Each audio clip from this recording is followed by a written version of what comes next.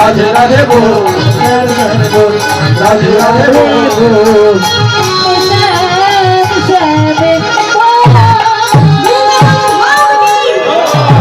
भगवान श्री कृष्ण चंद्र की, राधा रानी की। আনন্দ হয়েছে? ঠিক আছে, তাহলে বৃন্দাবনে এসে আমরা কি দেখছি? বৃন্দাবনে গিয়ে এবার ভগবান শ্রীকৃষ্ণের খেলা দেখবো। ওরে শ্রীরাম পাল জড়ো করো শ্রীরাম শোন দাও শ্রীরাম পাল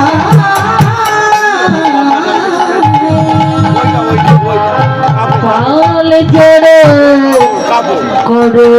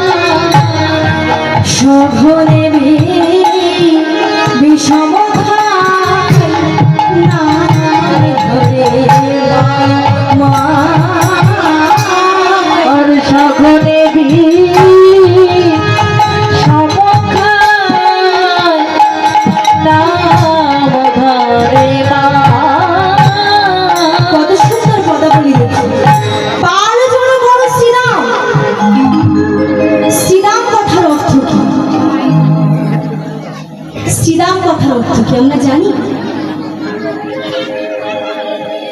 আমরা শ্রীরাম হচ্ছি আমরা, এই আমরাই হচ্ছি শ্রীরাম। এখানে জীবাত্মা আর পরমাত্মার খেলা। জীবাত্মা হলাম আমরা আর পরমাত্মা হলেন আমাদের অনাদির আদি গোবিন্দ। এই যে ভগবান কত কত লীলা করেছে, কিন্তু ভগবানের কি কোনো অহংকার আছে? ভালো করে বুঝবেন কথাগুলো, যে ভগবান কখনো কখনো কি করেছে? শ্রীরাম সুদামের চরণটা ধরেছে, আবার কখনো যশোমতী মায়ের দড়িতে বাধা পড়েছে, আবার কখনো বন্ধু বান্ধবদের সাথে খেলা করেছে, কারো কাছে মারও খেয়েছে, কারো কাছে আদরও খেয়েছে। তাহলে ভগবানের যদি অহংকার থাকতো, ভগবান কোনদিন যশোমতী মায়ের দড়িতে বাধা থাকতো? ভগবানের যদি অহংকার থাকতো, কখনো শ্রীরাম সুদামের চরণটা থাকতো?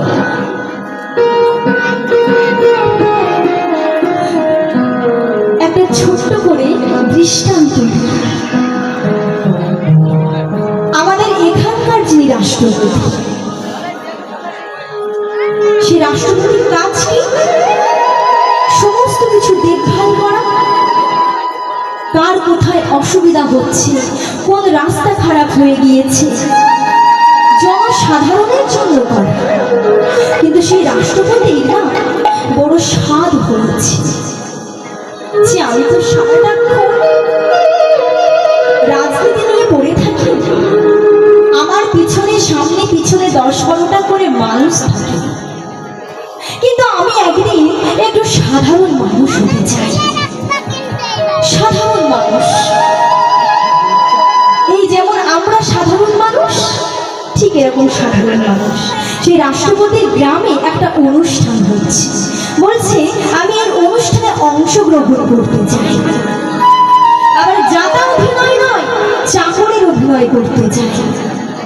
তাহলে সেই রাষ্ট্রপতি যদি তার সমস্ত পোশাক খুলে দিয়ে সাধারণ একটা চাকরির পোশাক পরে রঙ্গমঞ্চে অভিনয় করে, তাহলে সাধারণ মানুষের কাছে সেই রাষ্ট্রপতির মান সম্মানটা বেড়ে গেল না কমে গেল? রাধে বেড়ে গেছে না কমে গেছে? বেড়ে গেছে। তা ঠিক ভগবান কৃষ্ণচন্দ্র, যার অঙ্গনে হিরণে জগৎ সংসারের সৃষ্টি হয়েছে, যার অঙ্গনে হিরণে জগতের সমস্ত জীবের সৃষ্টি হয়েছে, তার কি কোনো অভাব ছিল? সেই সমস্ত রাজ ঐশ্বর্য ত্যাগ করে, রাজ সিংহাসন, রাজ আহার সমস্ত কিছু পরিত্যাগ করে বৃন্দাবনে এসেছে কিসের জন্য? রাখালের বেশ ধারণ করে বাঁশিটা বাজাচ্ছে, ভক্তিটা পাওয়ার জন্য, প্রেমটা পাওয়ার জন্য। ভগবানের যদি অহংকার থাকতো, ওই রাধারানীর চরণটা ধরে বলতো না, স্মরণ করো খণ্ডানা,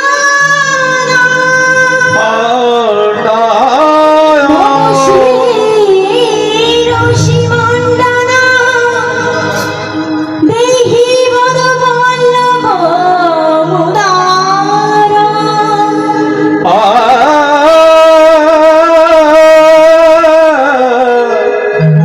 দেহি পদ পালব রাধে গো, আমি যে তোমার চরণ ধরে একটাই কথা বলতে চাই, তোমার চরণ ছাড়া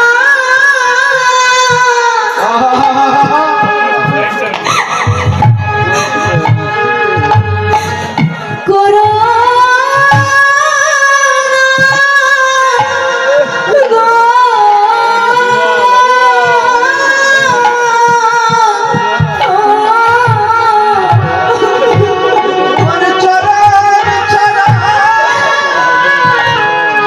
করো না গো, রাধে গো,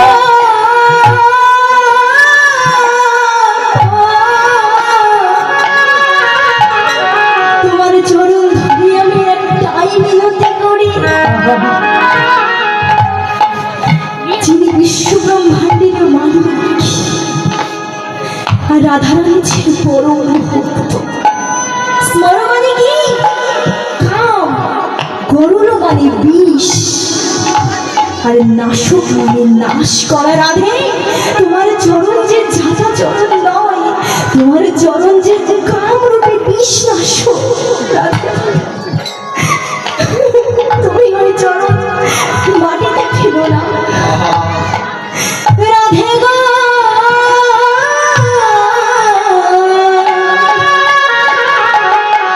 তোমার চরণ ছাড়া আমায় করো না গো,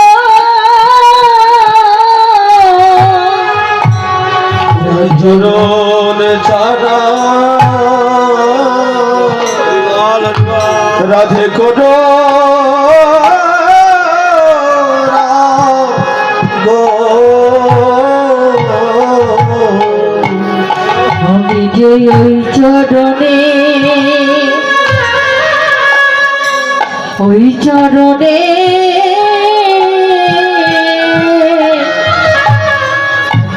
বড় খেলা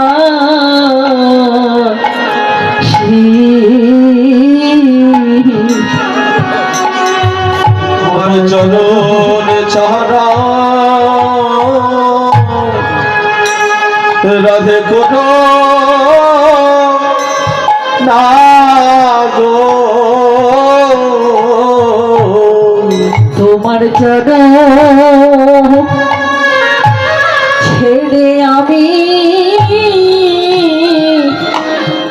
চরণ ছেড়ে আমি কোথা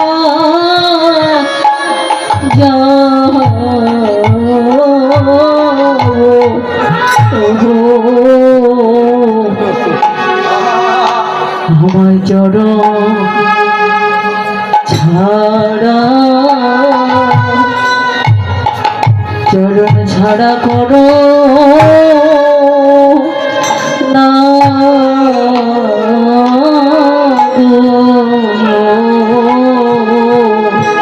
এই চরণে তোমার অভিলাষী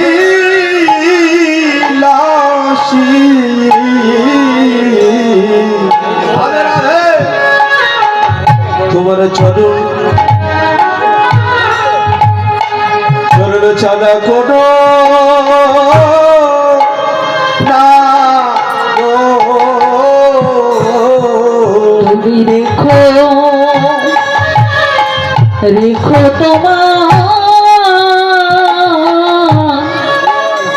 তোমার চরণ ধারে রে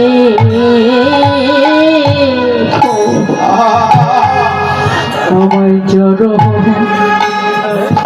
ছাড়া চরণ ছাড়া করো না গো। তুমি রেখো রেখো চরণে তোমার চরণের ধারে রে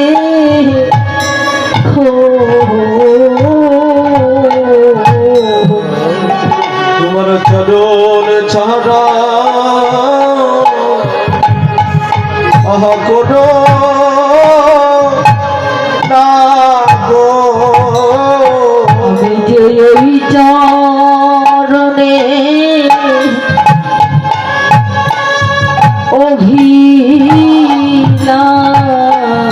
অভিলাষী রাধে আমায় চরণ ছাড়া চরণ ছাড়া করো না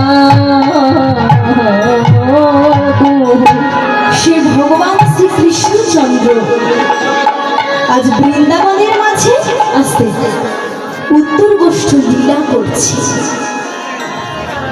এইবারে দেখুন উত্তর গোষ্ঠ মানে কি। করলে হয় না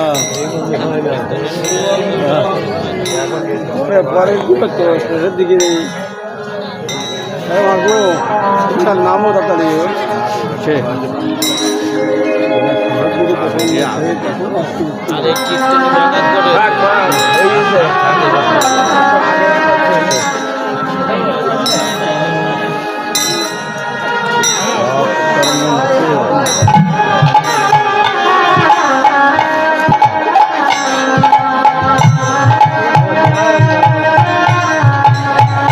তোমার অভিলাষী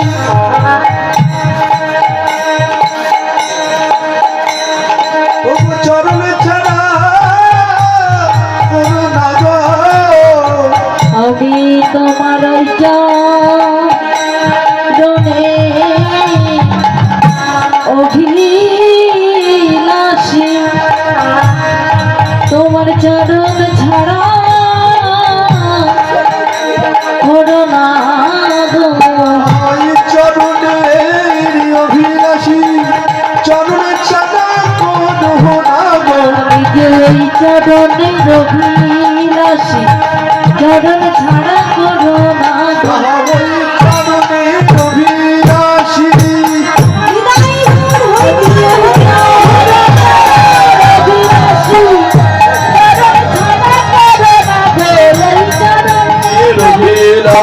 চরণ ছাড়া করো না গো। তোমার চরণ ছাড়া করো না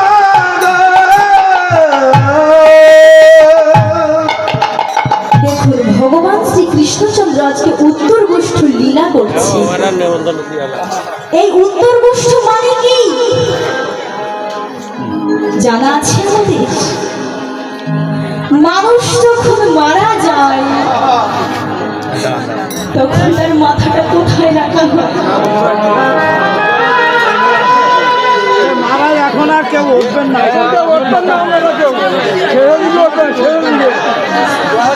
উঠবেন না, পরের শেষে উঠবেন সবাই। এখন উঠবেন কেন?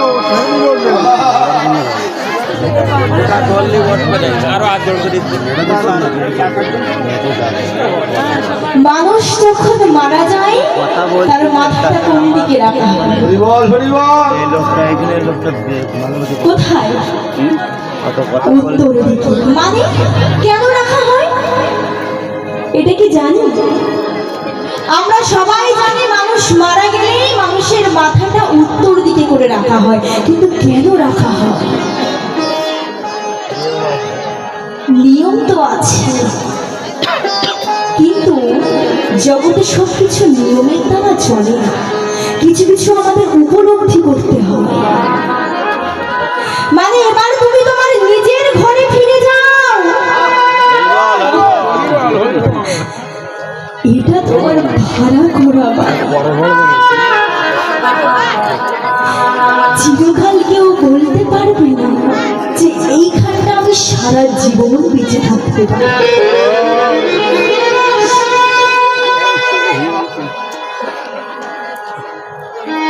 সারা জীবন বেঁচে থাকতে পারবো এই কথাটা কেউ বলতে পারবে না। জগৎ সংসারের মাঝে যেহেতু আমার আমার করি, কিন্তু একবার চিন্তা করে দেখো তো, আমি তার দ্বারা সৃষ্টি হয়েছে। উত্তর গোষ্ঠ মানে তুমি যার কাছ থেকে সৃষ্টি হয়েছ তার কাছে ফিরে যাও। এটা আমাদের ভাড়া করা বাড়ি। এখানে আমরা অভিনয় করতে এসেছি, 2-4 দিনের অতিথি।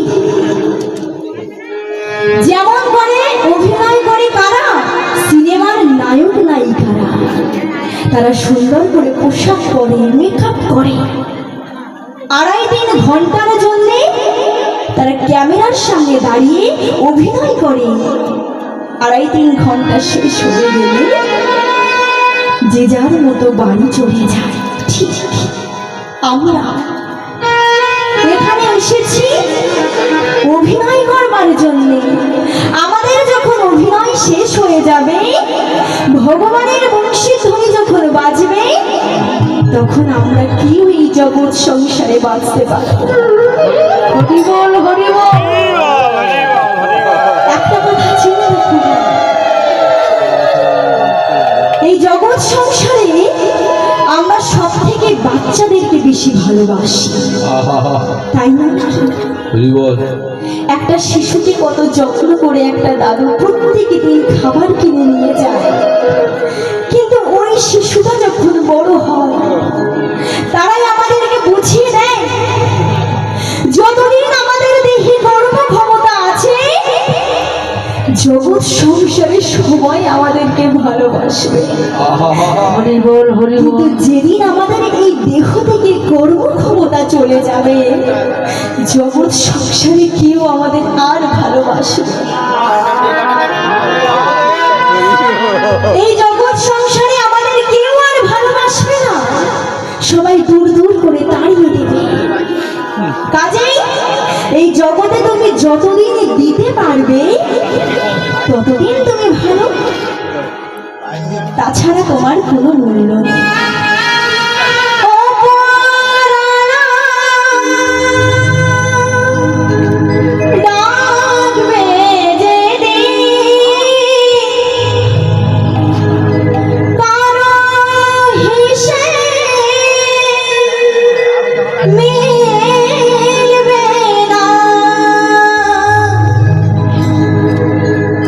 যাবি যেদিন শ্মশান ঘাটে